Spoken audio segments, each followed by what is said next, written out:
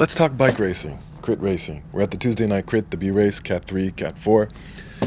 We're about 6.5 laps from the end of this crit race. And to set up the situation, there's a breakaway of 3 up the road, including one feared rival from Windsor, Mr. Goodyear, and one teammate in that breakaway who had a 20-minute solo effort at the whistle, and 2 had bridged up to him, including Clint. And now I'm following a move here of Hagos, very strong rider. He is trying to make a move to the breakaway, and I am covering this move as someone on my team should, which in this case it's my responsibility, and I particularly don't want this breakaway or this move to reach the breakaway. That right there was the Xert profile, which shows the efforts. The purple line is the maximum power available, showing how far I dipped under into my bag of courage, so to speak. So the lower that line goes, the less energy I have available. A feared rival in this particular move here is the guy who just passed on the right. That's Joe.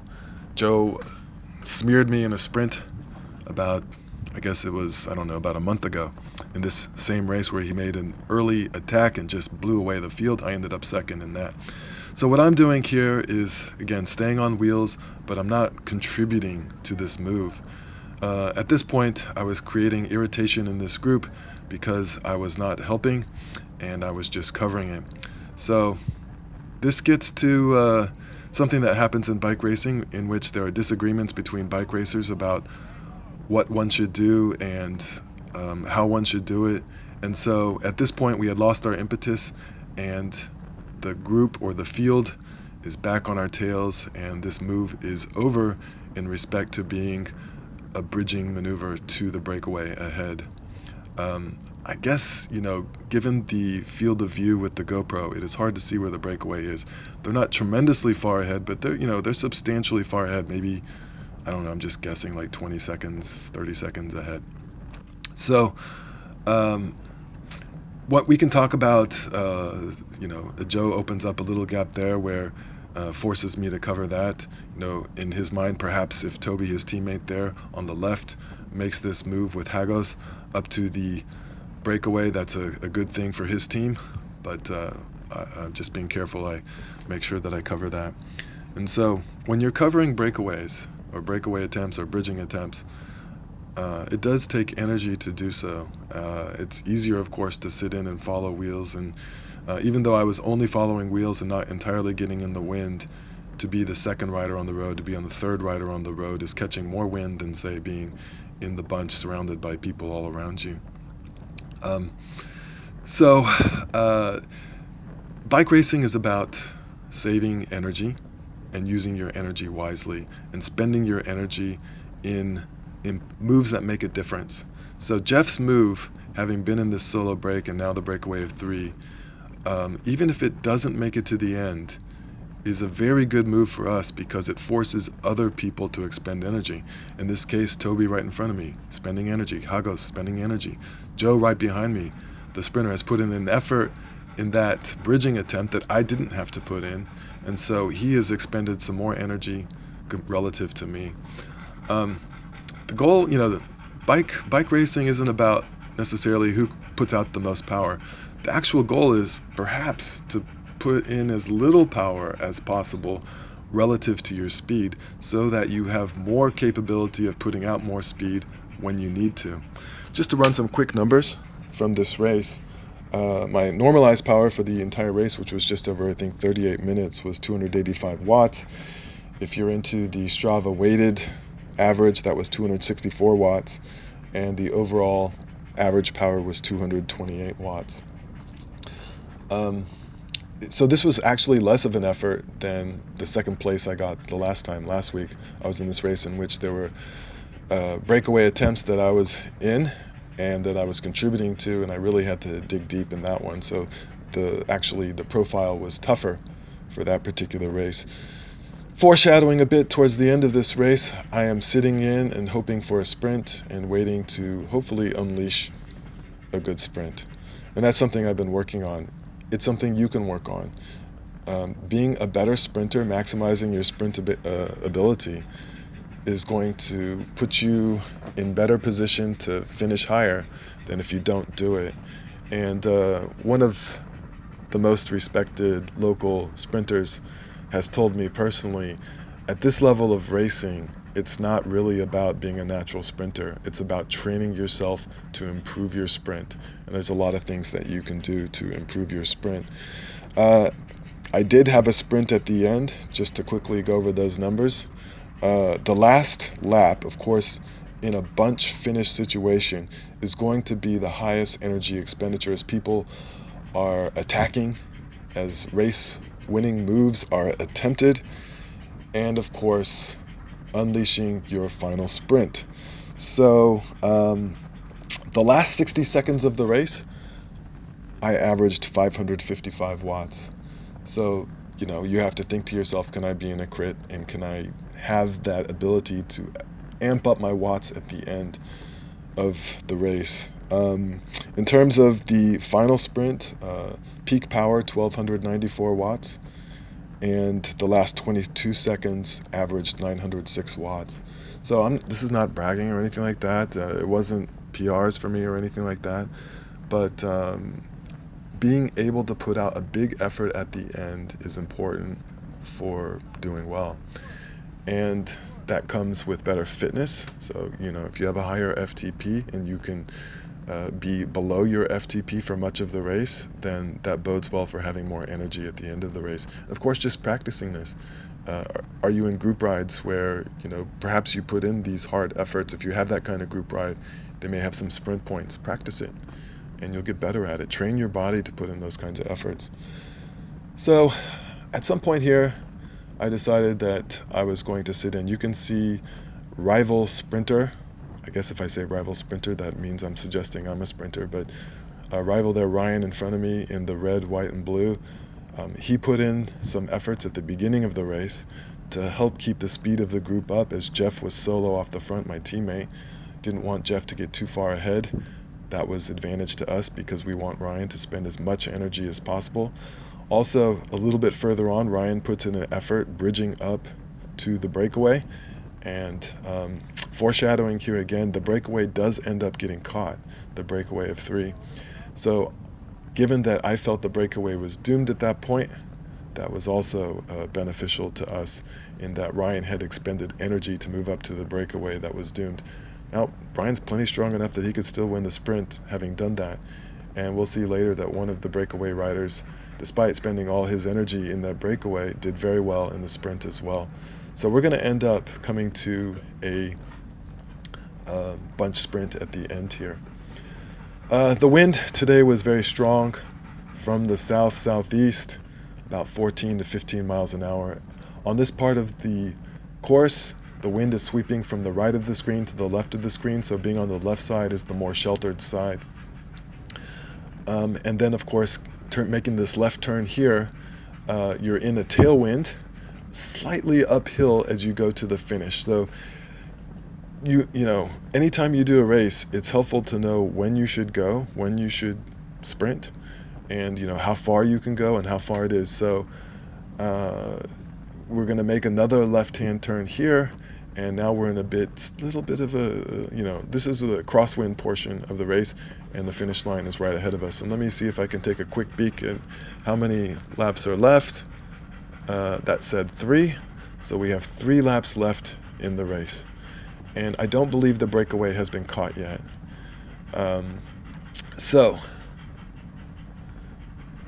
foreshadowing again, because we'll talk about what happens, but Cadence is the team that's missed out on the breakaway here. The one, they have pretty good numbers here. They've missed out on the breakaway. Eventually, Toby, who was just nipping my rear wheel in last week's race, he ended up 4th. I was 2nd.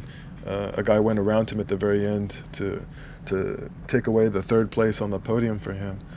He's going to end up bridging up to the breakaway. My teammate Gary there on the left, just ahead of me on the left, and of course all the guys in the sort of yellow, black, and red, they are my teammates on PAC. PACC. And Sometimes a breakaway goes and the whole field just gives up and says, you know, let them go. And it's interesting, the psychology of when that happens and when that doesn't happen. Part of it is the thought of whether they can actually be caught. So if the three strongest guys in the entire race are in the breakaway, or if it's a lot of numbers with strong guys, you're going to definitely get some give up. Or only a few guys motivated to chase. And if you have 6 guys working hard together and only 3 people working on the front of the group, the field chasing, you're probably not going to bring it back. In general, when it is more windy, it is more likely that a breakaway will succeed. So I would have predicted before the race that a breakaway would have succeeded here. Again, this is the place where I usually launch the sprint, right here. So it's a pretty long sprint when you go from here. I'm not sure how many meters it is. It might be like 300 meters. Not sure. Maybe further than that. But in general, in my experience with this level of racing, I've more often suffered from worse results from waiting too long rather than going too early. So in this part of the course, there's a crosswind, and the wind is sweeping from the left to the right, so the more sheltered place is to the right. So I guess we have, 2 laps to go. And again, I'm trying to conserve energy. You can see up on the upper left, that's the MPA, maximum power available. So the bigger that number gets, the more energy I have available. I think I mentioned that my peak power in my sprint was 1294 watts, so pretty close to my MPA, given all the efforts in this ride. Not, I'm not displeased with that. Um, uh, the more efforts one makes over threshold, that's when the MPA starts falling. And you could see that if you look back on this ride. When the power goes up, when the watts go up, the MPA goes down. But usually only when I'm above my threshold. So staying at 200 watts, well below threshold, and my MPA will actually rise if it has previously fallen. So I think, yeah, there you can see the breakaway up there. And we've gotten very close to the breakaway. There have been a couple guys who have joined the breakaway, bridged up to them, which, again, they have to make that calculus about whether the breakaway can stay away and whether it's worth the effort to bridge up and try to make it stay away. If the gamble fails, then they've expended a lot of energy that they won't have at the end. However, there are some guys in this race that the only way they can win is through the breakaway. In other words, whittling down the field to a smaller number of people. Hopefully they can outsprint the people that are in their breakaway, or otherwise attack the people in the breakaway to win the race. Crit racing, in general, sprinters win more races than breakaway specialists, because breakaway specialists, it's just harder to make a breakaway work. And more, bunch sprints are more frequent relative to one person's breakaway attempts, unless they're absolutely the strongest person. So at this point, Gary up here, he's my teammate up on the left. He's now like 4 or 5 bike lengths ahead of me. He had said, yeah, we need to move up. I had forgotten how many laps were left, and when they said 1 lap to go here, I was like, oh crap, I had lost track of the number of laps left.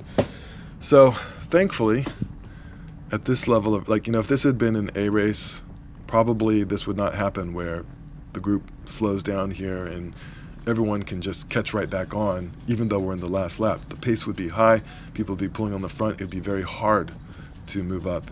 You'd have like a single line or two across, but here we have 3 and 4 across, and we're headed into the headwind. So sometimes the headwind provides a good opportunity to move up. What you're ideally looking for is somebody who says, I've got to move up the field, and you can just follow them, and you don't have to expend energy moving up. That didn't work out for me in this case. This is not good position for me. I need to be up. There's Jeff on the right. He was in the breakaway. Gassed at this point, having put in a huge effort, being in a solo break and a 3-man break, which was hugely critical for our success. And so at this point, in terms of race strategy, I need to be thinking about how to move up with the smallest energy expenditure possible. So right here, it's open on the inside, perfect opportunity for move up. It's actually sheltered here. The sheltered position was open, and I have a teammate Lynn there who puts in an early attack. We have Windsor with Scott marking that attack, my teammate marking Scott, me on Scott's wheel, so in the draft, and rival on Windsor behind me, so Scott's teammate, Mr. Goodyear, is right behind me, and he's a threat to win this race. So a strong rider here on my wheel. At this point, as we're getting close to the turn, I'm thinking this might be a good opportunity to attack if there's chaos and it's hard to follow my wheel through the turn. So this would be a little bit longer of a sprint than some would prefer, and when you go, you have to go. So there I'm going. And just going as hard as I can, hoping that this move is successful. My teammate Chris is second wheel right now. Thankfully, he didn't pull the group up to me so that they all pass me, but there's still a significant gap. And I pull through here, through the finishing straight, to my first time to ever win a B crit. And thankfully, Chris got second, and it was a 1-2 finish for the team. So that was an excellent result for us, and a very fun ride, and a very sort of tactical, strategic, good team strategy kind of ride, which makes it even more satisfying. That's a lot of the fun of racing, is the in-race strategy combined with teammates who on the fly are making good decisions that are helping out the overall team effort. While I might have ended up first on the podium, it really was a team effort that probably wouldn't have been the case if teammates hadn't done the things that they had done during the race. So that makes it a lot of fun. Hope you've enjoyed it, and let's keep racing. Stay on the road. Stay on the road. What does that mean? Anyway, take care. Bye-bye.